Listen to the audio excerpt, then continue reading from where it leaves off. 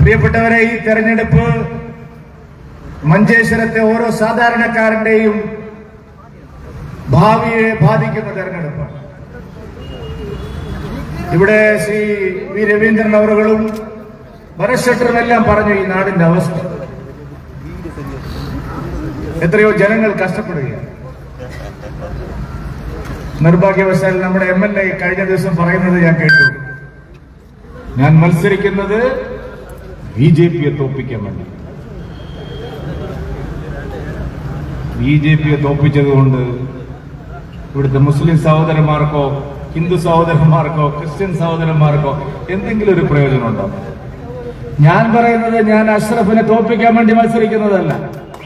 ഞാൻ മത്സരിക്കുന്നത് മഞ്ചേശ്വരം മണ്ഡലത്തെ ഒന്നാമത്തെ വികസനമുള്ള മണ്ഡലമാക്കി മാറ്റുന്നതിന് വേണ്ടിയാണ്. സപ്തഭാഷാ സംഗമ ഭൂമിയാണ്. എല്ലാ ജാതിയും മതവും സംസ്കാരവും വൈവിധ്യമാർന്ന ഒരു മണ്ണാണ്. ഈ തെരഞ്ഞെടുപ്പിലുടനീളം ഞങ്ങൾ വികസനത്തെക്കുറിച്ച് മാത്രമാണ് സംസാരിക്കുന്നത്. MLA ജാതിയും മതവും മാത്രമാണ് സംസാരിക്കുന്നത്. എന്തെങ്കിലും ഒരു കാര്യം നല്ലത് ചെയ്തിട്ടാണ് തെരഞ്ഞെടുപ്പിനെ നേരിടുന്നതെങ്കിൽ നിങ്ങൾ എന്ത് വേണമെങ്കിൽ സംസാരിച്ചോളൂ.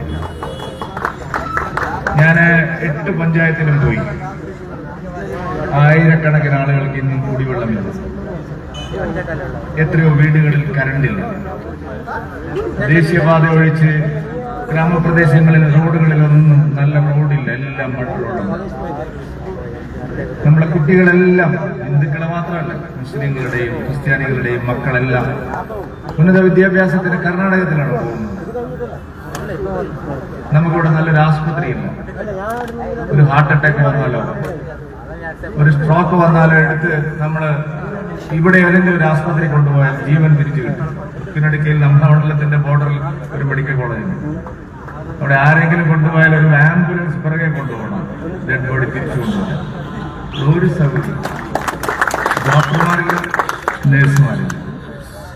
ഒരു എക്സ്റേ എടുക്കാൻ കഴിയില്ല, ഒരു CT സ്കാൻ എടുക്കാൻ കഴിയില്ല, ഒരു MRI ഇല്ല.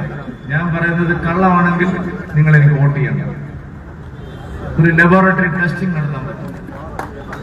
നമ്മളെല്ലാവരും അവിടേക്ക് പോകണം. മംഗലാപുരത്ത് 10,000-കണക്കിന് ആളുകൾ ജോലി ചെയ്യുന്നത് കർണാടകയിലും ഗൾഫിലുമാണ്. 10 പേർക്ക് തൊഴിലെടുക്കാൻ പറ്റുന്ന ഒരൊറ്റ ഇൻഡസ്ട്രി ഇയാൾ കൊണ്ടുവന്നത്.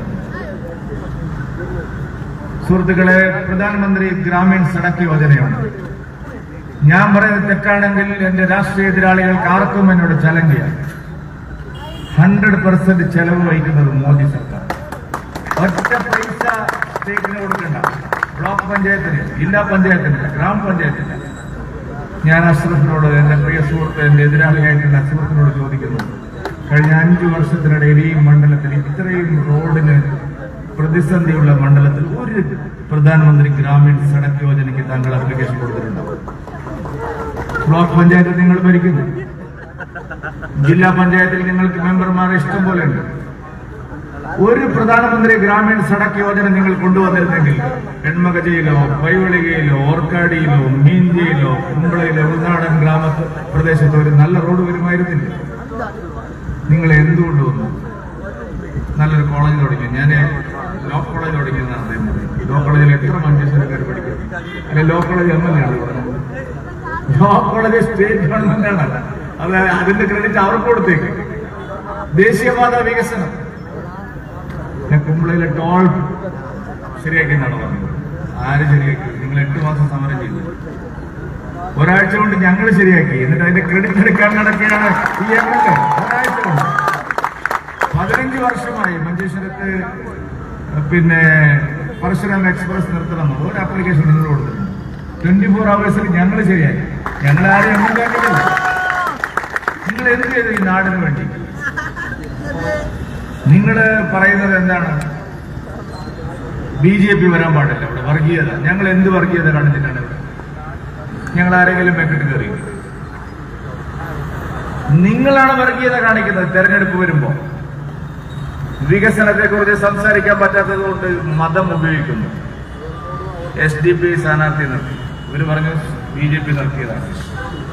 ഞങ്ങൾ ആരെയും സ്ഥാനാർത്ഥി നിർത്താൻ പോയിട്ടില്ല. ഈ SDP വോട്ട് വേണ്ട എന്ന് പറഞ്ഞയാളാണ് ഈ മനുഷ്യനും അയാളുടെ നേതാവ് സതീശനും അല്ലേ? SDP സ്ഥാനാർത്ഥിയെ നിർത്തിയപ്പോ വയറിളകി. പാണക്കാട് തങ്ങളിറങ്ങുന്നു, ജിബ്രി തങ്ങളിറങ്ങുന്നു, നാട്ടിലുള്ള തങ്ങളന്മാരെല്ലാം ഇറങ്ങുന്നു. സുധാകരൻ വരുന്നു, സതീശൻ വരുന്നു, ചെന്നിത്തല വരുന്നു, കുഞ്ഞാലിക്കുട്ടി വരുന്നു, എല്ലാ കുട്ടിയും വരുന്നു. SDP പിൻവലിക്കും. SDP പിൻവലിച്ചില്ലെങ്കിൽ BJP ജയിക്കും. SDP സഹായിച്ചിട്ടാണോ 89 വോട്ട് വരെ ഞങ്ങൾ എത്തിയത്? SDP സഹായിച്ചിട്ടാണോ 700 വോട്ട് വരെ ഞങ്ങൾ എത്തിയത്? നിങ്ങളെല്ലാവരും ഒന്നിച്ച് നിന്നപ്പോഴും ഞങ്ങൾ ഒറ്റക്ക് പോരാടിയിട്ടുണ്ട്. ഹിമാലയം ഒറ്റപ്പെടുത്തുക എന്ന് പറഞ്ഞാൽ വെറും ഒറ്റപ്പെടലല്ല, ഹിമാലയ പർവ്വതം പോലെ ഒറ്റയ്ക്ക് ഞങ്ങൾ പോരാടിയിട്ടുണ്ട് ഈ മണ്ഡലത്തിൽ. അത് ഒരു വിട്ടുവീഴ്ചയും ചെയ്തിട്ടില്ല. നയങ്ങളിലും നിലപാടുകളിലും തോൽപ്പിക്കാൻ ശ്രമിച്ചിട്ടുണ്ട്, തോറ്റിട്ടുണ്ട് അന്തസ്സായി.